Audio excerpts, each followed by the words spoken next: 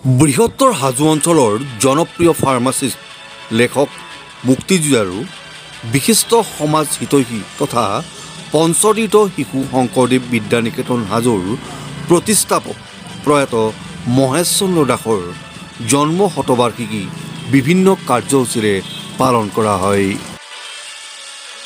পঞ্চতীৰ্থ শিশু শংকৰদেৱ বিদ্যানিকেতন হাজোৰ প্ৰাংগণত বিভিন্ন কাৰ্যসূচীৰে পালন কৰা হয় প্ৰয়াত মহেশ চন্দ্ৰ দাসদেৱৰ জন্ম শতবাৰ্ষিকী।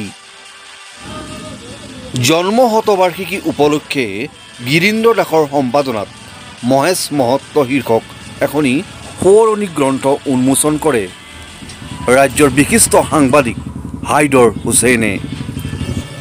ডক্টৰ দয়ানন্দ পাঠকৰ সভাপতিত্বত অনুষ্ঠিত জন্ম শতবাৰ্ষিকী সভাত মুখ্য অতিথিৰূপে অংশগ্ৰহণ কৰে বিশিষ্ট কবি ডক্টৰ নন্দ সিং বৰকলাই।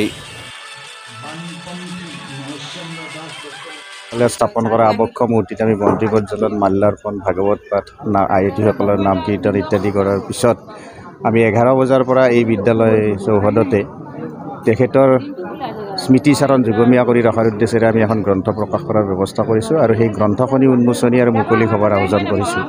মহেশ চন্দ্ৰ দাস এগৰাকী হাজোৰ সাধাৰণ মানুহ আছিল। সাধাৰণ মানুহ হৈও তেওঁ অসাধাৰণ কিছুমান কামত জড়িত আছিলে।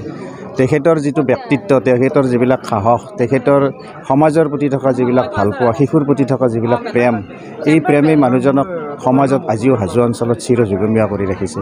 তেখেতৰ উল্লেখনীয় কৃতি হৈছে এই পঞ্চতীৰ্থ শিশু শংকৰদেৱ বিদ্যানিকেতন হাজোখনি।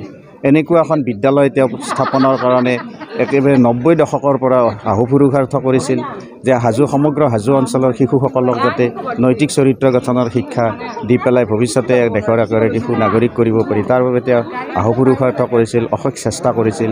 সুধীবৃন্দৰ পৰা, সমাজৰ বিভিন্ন ব্যক্তিৰ পৰা ধন ধাৰ খুজি লৈ পেলাই তেখেতে এই বিদ্যালয়খন স্থাপন কৰিছিল। কাৰণ 90 দশকত হাজো অঞ্চলত বা অসমতেই নহওক কিয়, যিকোনো ঠাইতেই নহওক, এখন ব্যক্তিগত খণ্ডৰ বা বেচৰকাৰী শিক্ষানুষ্ঠান গঢ়ি তোলাটো বৰ সহজসাধ্য নাছিল।